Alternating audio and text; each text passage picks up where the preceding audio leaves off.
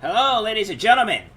We got, even though we have depressing news today, which is, really depressing, sad, and not wanted, but we also have some good news today. It seems that Elon Musk is doing the amazing thing and maybe dropping some Fauci files. Now, so far we have been correct on everything that the government's been doing, the FBI being part of Twitter, Facebook, and what have you, and censoring us and the like, and also shadow banning, which is not really the natural term, but you get the drift. So far we've been correct. We have not been incorrect. So where else are we going to be correct? Because we might be correct on the Fauci thing as well. Well, here we go. Here's what Anthony Fauci's wife actually does at NIH. Now, this is all going to connect, so calm down, people. Anthony Fauci's wife, apologize. Wife, Christine Grady, serves in a leadership role overseeing bioethics research at the National Institute of Health, NIH, a position that doesn't give her oversight of her husband's work. Earlier this week, Twitter CEO Musk suggested that Grady's position gave her the authority to oversee work conducted by Fauci, who currently serves as the White House chief medical advisor and director of the National Institute of Allergy and Infectious Diseases, and ensure that he can comply with agency ethics rules. The comment sparked confusion over whether there was conflict of interest regarding Fauci's professional relationship with his wife.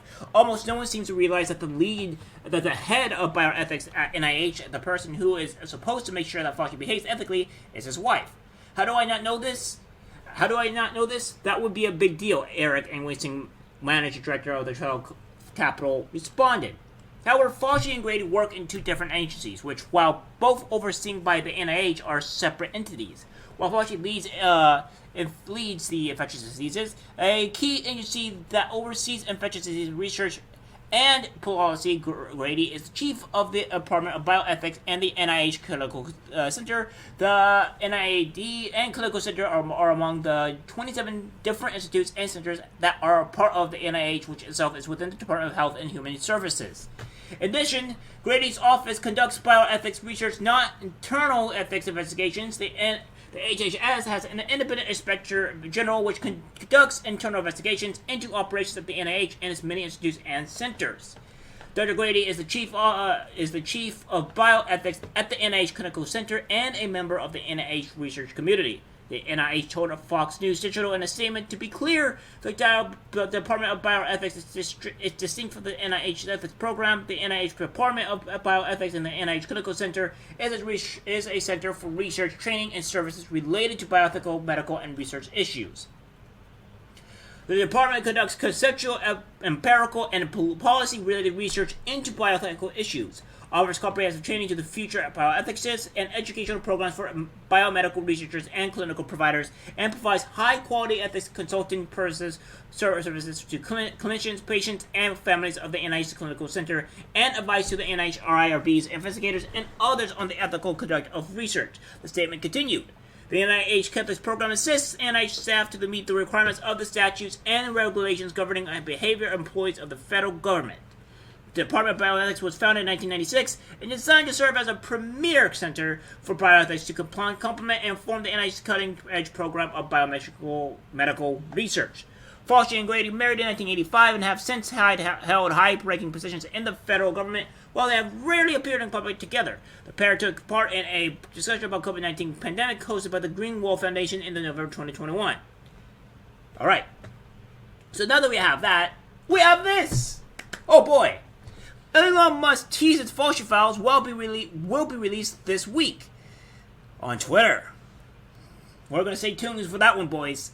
Don't get me wrong here. We'll be on it. Elon Musk on Sunday teased that this week's Twitter Files report would focus on the now former director of the National Institute of Allergy and Infectious Diseases, Anthony Fauci. I would say Fauci here, and what could be known as the Fauci Files. Musk turned to Twitter to tell users, "Hope you're having a great day, Day 1, 2023. One thing's for sure, it won't be boring."